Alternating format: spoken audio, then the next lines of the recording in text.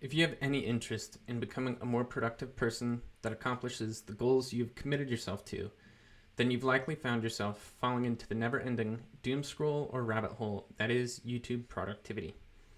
You've watched countless hours of videos on establishing systems and habits to ensure you are productive.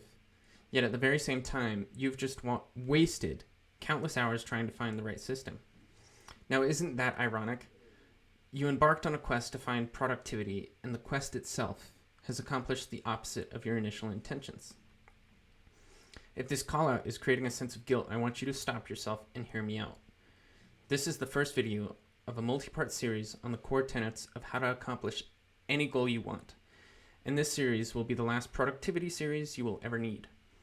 I know that is a bold claim, so don't just take my word for it. I'm Seth, this is Acquired Salary, and these tenets have allowed me to work 2 full-time jobs, start a business, and acquire a minority partnership in a small business doing over 7 figures in revenue. All that to say, I couldn't do it without maintaining a high level of productivity, so these tenets work. Before getting into the first tenet, I have to clarify some caveats. First, if you're a person who does not need or want to be more productive, then this series is not for you. Second, these episodes are not about becoming more productive in any sense. That's actually fairly easy. Rather, this is to address how to be more productive and drive progress towards the goals you value most. Third, these tenets are not moral exhortations. I'm not suggesting you have a moral responsibility to act in certain ways to be productive. What I am saying is that people that act in accordance with these tenets will significantly increase their chances of obtaining the productivity and progress they are seeking. This isn't about what you should do in a moral sense. This is about what works in a practical sense. All good? Then let's get into it. Right off the bat, I have good news and bad news. The good news is really good. The good news is you can be productive and drive progress towards any goal you want. I'm not kidding. Any goal you want. The only stipulation, as you will see, is that you have direct access to the strategic imperatives or workflows that drive progress towards the high-level goal. This means you need to have access to the workflow. These strategies will work in any workflow you have access to, even if you're not highly skilled in the tasks that drive productivity. Yes, if you are highly skilled in the tasks of the workflow, it's going to be a lot easier, but being highly skilled is not the whole story. Now comes the bad news. I want you to prepare yourself because what you are about to hear may sound like I'm trying to rake you over the coals, but the truth is, productivity is simple. And if you have access to the workflow, but you have not been driving progress towards the goal, then it's your fault. Most progress is driven simply by doing the work. So if you haven't been doing the work, it's your fault. It all begins with accepting that responsibility and accepting responsibility for that fact. So, if it's your fault that you're not being productive, what is the main thing tripping people up? Well, there are a few things. One of the most common things that I've seen is an unbridled sense of pride. In most cases, pride is what is standing between you and the goal you want. Many people I have worked with that are struggling to find a job or get a promotion in the career path that they want simply refuse to swallow their pride and pay their dues. Yes, there are some aspects of paying your dues that are incredibly antiquated, but I have observed it many times that if you sacrifice your ideal salary, title, role, or day-to-day tasks for access to the workflows that will allow you to drive progress towards your ultimate goal, it is a sacrifice worth making. Now, don't get me wrong. There's a time and a place where you do not want to make this sacrifice. However, if you refuse to do the boring work, you are effectively refusing to be productive. You can be productive and drive progress towards any goal you want, but not in any way you want. Now, before I go on any further, if you're liking what you're hearing, I would be so grateful if you would like the video and subscribe to the channel. I know this would make you an early adopter, but just think ahead 3 years when the channel has grown. You'll be able to say you were one of the first supporters.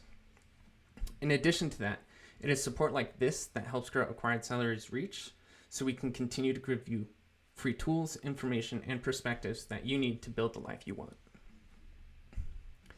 I have indirectly covered the first core tenet of productivity at this point and how to accomplish your goals, but I want to make it explicitly clear and provide some refinement to it.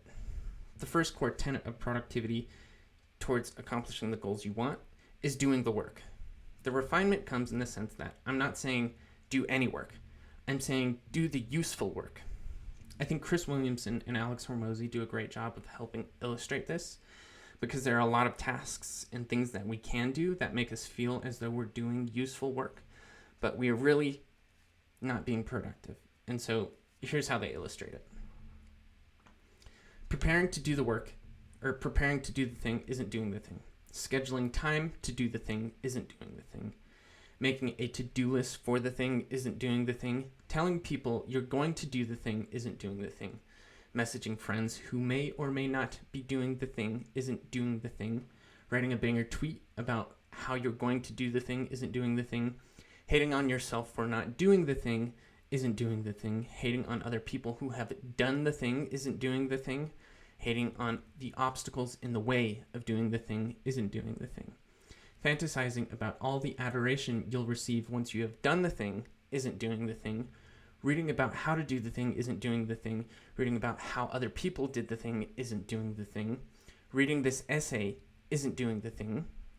The only thing that is doing the thing is doing the thing. Strangest loop. Go do the thing. Remember, do useful things. This is important because the goal you are trying to achieve does not care who accomplishes it. The goal has no feelings. The goal cannot cater itself to your life circumstances. The goal will be awarded to whoever does the work that is required to accomplish it. So do what is required.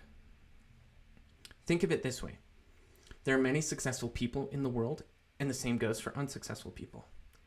To simplify, what makes successful people different from unsuccessful people is their willingness to do the work.